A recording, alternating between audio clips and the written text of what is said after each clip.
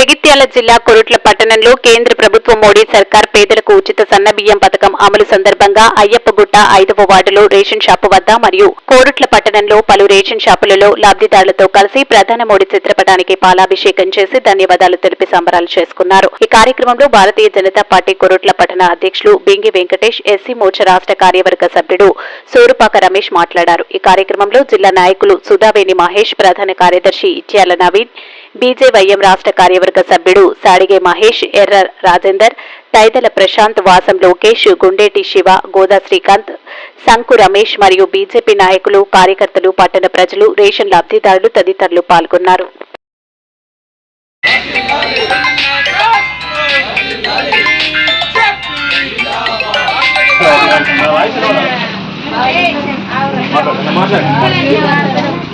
పేదలు, మధ్యతరగతి ప్రజలు, దారిద్ర్యరేఖకు దిగువన ఉన్న వారు నా దేశ ప్రజలు ఎవరు కూడా ఆకలితో చావద్దన్న ఉద్దేశంతో గౌరవ భారత ప్రధాని నరేంద్ర మోడీ గారు అప్పుడు మనకు ప్రవేశపెట్టిన 5 కిలోల 6 కిలోల ఏదైతే పథకం ఉందో, ఉచిత బియ్యం పథకం ఉందో దాన్ని అప్పటితోనే ఆపకుండా అలాగే 6 సంవత్సరాలుగా కొనసాగిస్తున్నందుకు ఈరోజు గౌరవ నరేంద్ర మోడీ గారికి చిత్రపటానికి పాలాభిషేకం చేయడం జరిగింది.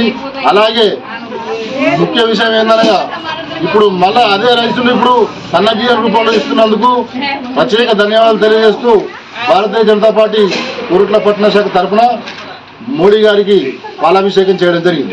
జై శ్రీరామ్, జై శ్రీరామ్, జై శ్రీరామ్, జై శ్రీరామ్. బీజేపీ జిందాబాద్, బీజేపీ జిందాబాద్.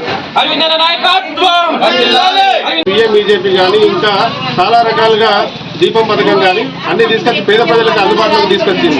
అదే రకంగా కరోనా సమయంలో పేద ప్రజలు చాలా ఇబ్బంది పడుతూ ఆహారం కూడా ఇబ్బంది పడుతున్న పరిస్థితుల్లో ఆ టైంలో ఇచ్చే రేషన్ బియ్యాన్ని పూర్తిగా ఉచితం చేసి 5 సంవత్సరాల నుంచి ఇప్పటి వరకు కూడా ఇస్తున్న బియ్యాన్ని ఈసారి ఈ 6వ సంవత్సరం ఇప్పుడు సన్న బియ్యంగా మార్చి ఇప్పుడు పేద ప్రజలందరికీ సన్న బియ్యం తినే విధంగా అందరికీ అందుబాటులోకి వచ్చి ఈరోజు సన్నబియ్యం ఇవ్వడం జరుగుతుంది. ఈ పథకం ఇలానే కంటిన్యూ అవుతుంది. రాష్ట్ర ప్రభుత్వం దీన్ని ఎక్కడ కూడా అవినీతికి పాల్పడకుండా దీన్ని పూర్తి స్థాయిలో కొనసాగించే విధంగా ఈ కాంగ్రెస్ ప్రభుత్వం మనకు సహకరించాలని వాళ్లకు డిమాండ్ చేస్తూ